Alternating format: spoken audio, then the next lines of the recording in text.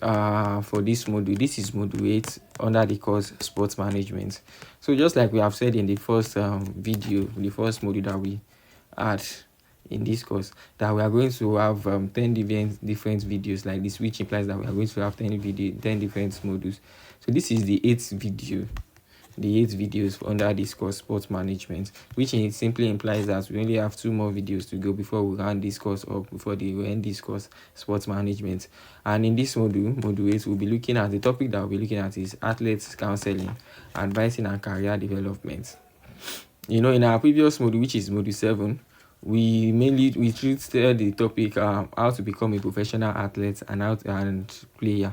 So where we were able to enlighten ourselves on the transition from being amateur, a youth academy player, a ordinary player with raw skills and talents, into becoming a professional footballer or a professional athlete. A step-by-step guide and process, what needs to be done and all. We're able to justify that and extremely address that topic. So now if we look at this topic for this module, this is athletes counseling and advising. It left to me, it's just like a step further to when you have become a professional athlete or a professional footballer, you have already become it. So what are the necessary things? These are advising and counseling and development that will actually make these professional athletes to maintain the standard and the form that he or she and even develop in his career. So this is mainly what this module will be addressing. We have the content of the module to be one. We will look at the role of counselors and advisors in sports. So what are the roles and the requirements of counselors and advisors in sports? What do they function? What is their purpose mainly? After that, we'll move on to the psychological support, where we'll be looking at handling pressure and mental health. How do players or athletes, how can they handle pressures and different mental health issues? And after that, we'll move on to counseling and advising an outlet. So whereby we're looking at the techniques and case studies that we can use to counsel and advise an athlete or player. After that, we'll advance to building a career as a soccer events referee. This is just also important in sports management. And after that, we'll look at retirement planning and post-career transition. As a footballer or as an athlete or a player, how do you prepare yourself for retirement? You can continue collecting the money, your salary after. How do you now prepare yourself for retirement and post-career transition? What are those careers that you can also do after footballing, after athletes, or after those other post-career transition that you can move to? We have the likes of Henry, Jamie Carragher, and the likes where we have seen them. They have transitioned from being a professional footballer to become a football analyst, and even different pundits. So this is just like example of what we are going to be looking at here. So let's move on to the introduction to the course, to this module. Now, when we are talking about athlete counseling, advising, and career development, it encompasses a multidisciplinary field within sports psychology and management that focuses on supporting athletes throughout their professional journeys. So this module is there to draw from principles in psychology, education, career coaching, and sports science to address the unique challenges faced by athletes who often operate in high-stakes environments where physical prowess intersects with mental resilience and long-term planning. Historically, the recognition of athletes' holistic needs emerged in the mid-20th century, particularly with the rise of professional sports leagues and Olympic movements, where incidents of burnout, injury, and post-retirement struggles highlighted the necessity for structured support system. This is mainly a support system that different clubs try to offer to their players so that they can actually stay in line and they can sustain themselves even after retirement. Not only after retirement, during the course of playing, mentally and psychologically. How can they face different challenges psychologically and mentally through different how can they manage themselves and focus on and it mainly focuses on supporting athletes or players throughout their professional journeys by even posts even apart from after professional journeys. We have the likes of different players that after they are done with they are done playing for a particular club, they still come around to make use of some of their facilities and their instruments for the purpose of for their own personal benefit, in which we have the case of Jamata in Manchester United. After he had left Manchester United, there was still a time that he was still coming around to make use of the facilities and all. So these are different ways that we can support a club supports player by giving for career development, by giving advice and counseling.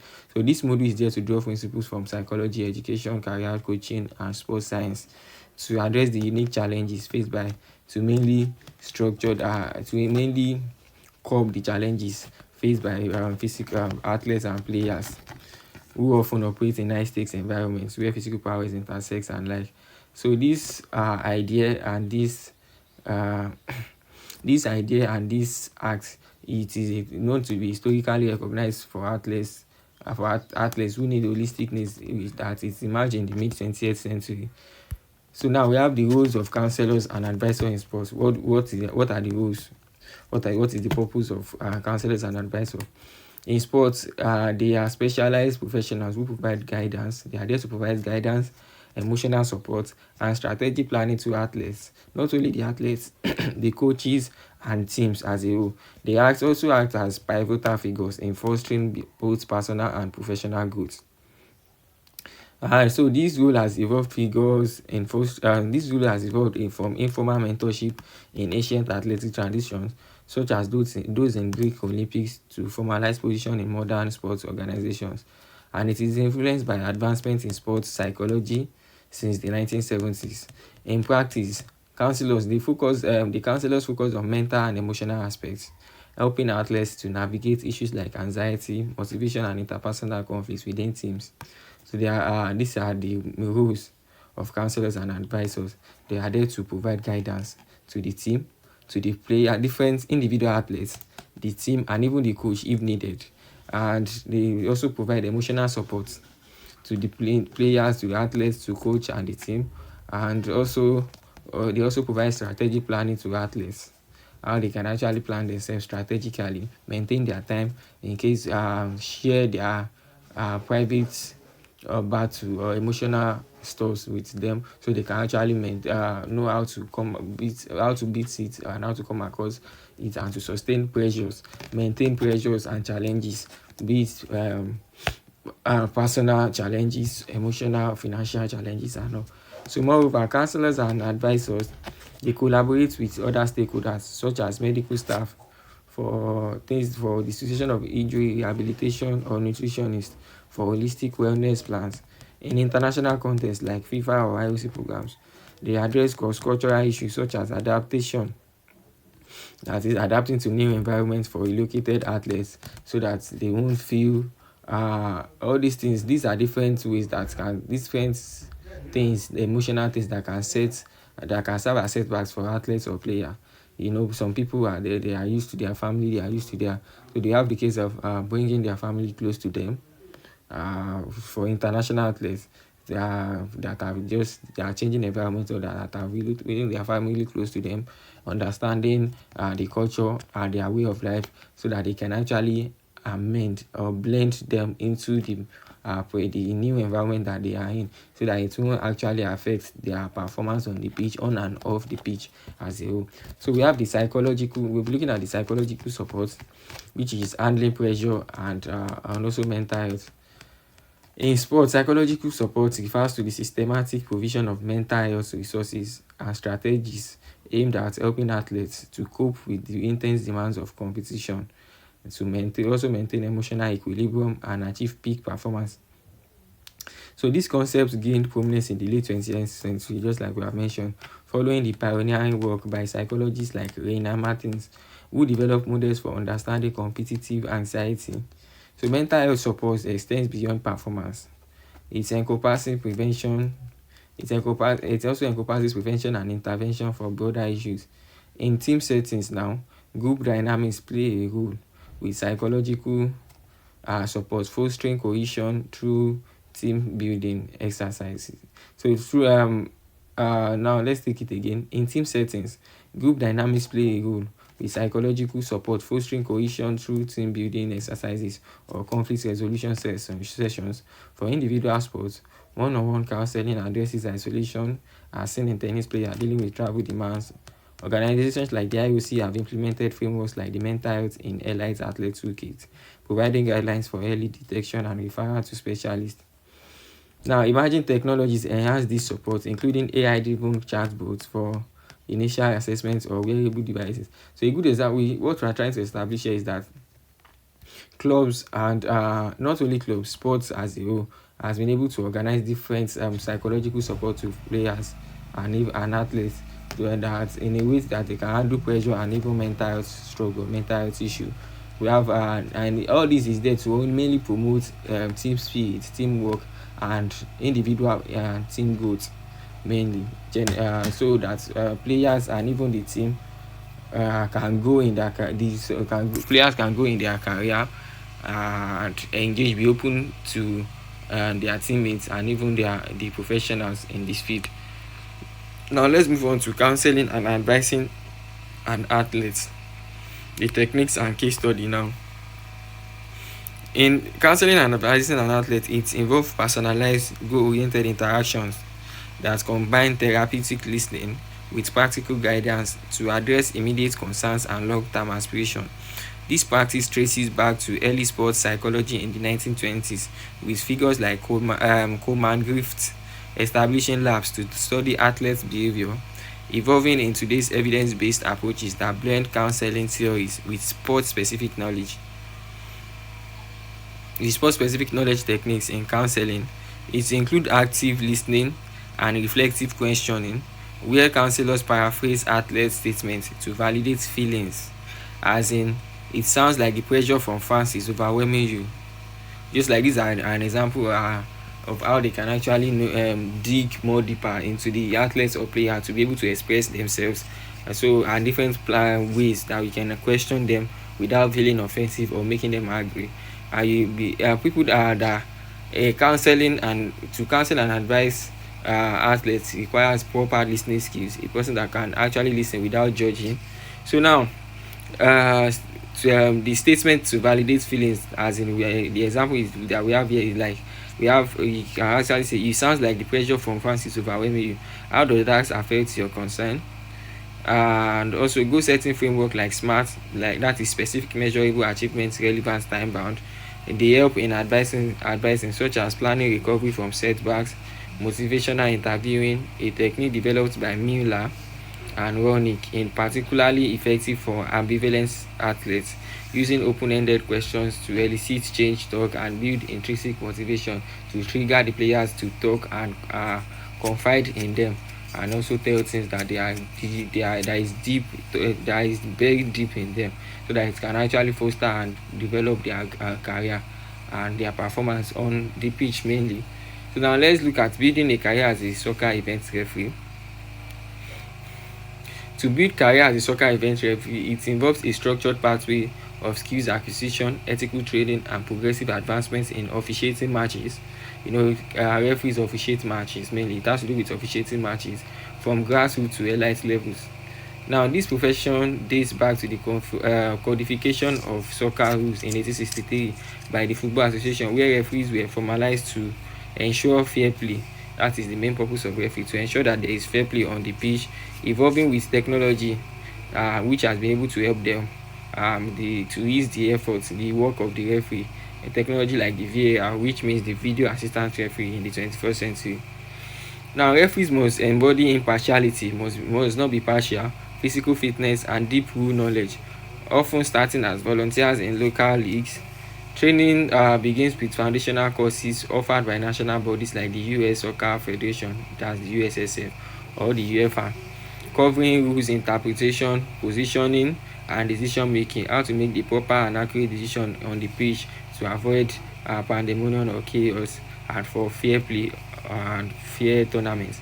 Entry-level programs, which last 18 to 16 hours, include classroom sessions on the laws of the game and practical field exercises simulating scenarios like offside calls or penalty decision. These are the different training and ethical things that a referee will have to undergo or go through, from be it from the local level to becoming a professional and elite referee like Webb, Anthony Taylor, and the likes. So now certification progresses through tiers. In the USSF system, Referee starts at grade 8, which is the local youth games. They start by officiating the local youth game and advance to grade 1, which is the professional leagues, via through assessments, mentorship, and continuing education. Now let's move on to retirement planning and post-career transition. How can a player plan retirement, his retirement, and post football career transition or full athlete career transition? So retirement planning and post-career transition for athletes, it involves proactive strategies to prepare for life after sports. This is what it revolves mainly around. Life after sports is somehow overwhelming. We have different footballers and different sportsmen, different athletes that their life became miserable mainly after their career, because this is mainly because they could not prepare or plan their retirement very well and properly. We have mostly the case, mostly we have people like that in Nigeria, whereby in the case after serving the country as a footballer or as an athlete, they become, and after retirement they become miserable. That we have seen the case of different people, different players, former players and different former athletes begging online. People are begging for them so that they can actually start another proper way of life, which is very wrong. So now this drive down to this topic: retirement planning and post career transition. How can we retire? How can we plan retirement? How should we plan our retirement and post career transition for athletes? It involves proactive strategies to prepare for life after sports, addressing financial, psychology, and vocational shifts. So this area emerged as a critical focus in the 1980s, following studies on career terminations by researchers like Taylor and Ogilvy, revealing that unplanned retirement often lead to identity loss. Most people, they lose their identity. They are no more discussed like before. They are no more trending like before. So they lost their identity, financial hardship. They often lead to identity loss, financial hardship, and mental health issues. So financial planning starts early with advisors recommending diversified investments. They invest making different investments such as real estate or endorsements, using tools like roads, eras, or pension schemes from leagues like the MLB's player pensions, budgeting education counters, sudden wealth, education standards like the sudden wealth syndrome, where young talents mismanage earnings. Case examples include NBA programs teaching tax management and entrepreneurship. That's NBA programs that teach tax management. They have to do apart from the salary, they are collecting salary, right, but they still have to pay tax. How can they manage tax and even entrepreneurship at the same time, and at the same time be a professional athlete and professional footballer, so that by the time they retire or they finish their career as a sportsman, they won't have to they will have something to bounce back to financially. So now let's move to in conclusion. So the this is a multifaceted domain of athletes that has to do with counseling, advising, and career development. It is evident that these elements form an indispensable framework for sustaining athlete excellence and personal fulfillment. From the foundational roles of counselors and advisors who bridge emotional and strategic needs to the targeted psychological support that equips athletes to handle immense pressures and maintain mental health. This module underscores the importance of holistic care in sports. So techniques in counseling illustrated through real-world case studies reveal adaptive methods and foster resilience, while career paths like soccer refereeing highlight structured progression as a viable playing option, emphasizing continuous learning and certification. So that's that about that for this module. So it is very essential. Advising, this is an important topic, a very, very important topic when you're talking about sports and sports. When I'm talking about sports management, advising and counseling and career development for our athletes, for different athletes and players out there.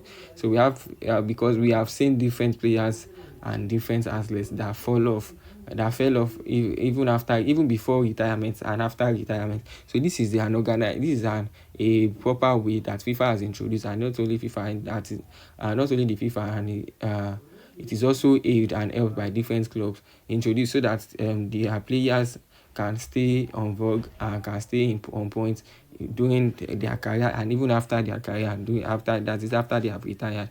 So now, just of recently, it was a news that Hazard mentioned that he is now doing a tax, he's trying to live a simple life.